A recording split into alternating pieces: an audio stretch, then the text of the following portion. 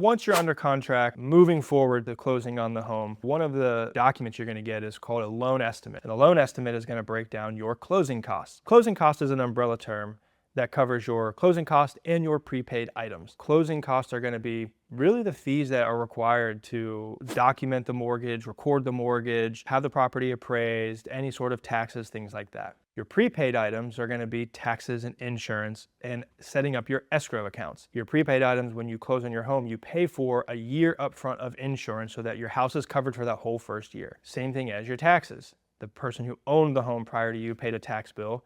You'll credit each other back and that will all be offset, but you'll pay a chunk of what you owe in property taxes from what's been paid versus when it's going to be due next. That all gets covered up into your closing costs. Who's responsible for closing costs? You are, the home buyer. Your total cash to close is going to be a combination of your down payment commitment, whether that's 3%, 5%, 10%, plus those closing costs and prepaids put together. In a transaction, you can negotiate for the seller to pay your closing costs.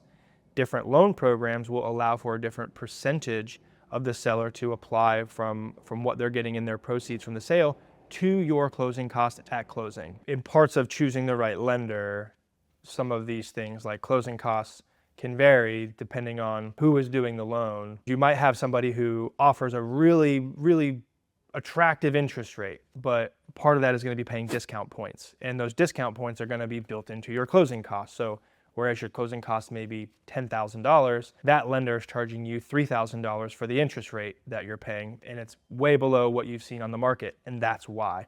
That's something to be aware of as you're shopping lenders is what are the costs for your rates versus what are the costs for theirs, if there are any, as well as any potential processing and things like that. It's important to know because you want to get in the home for as cheap as possible in most cases, and that can have a big impact on what you can qualify for.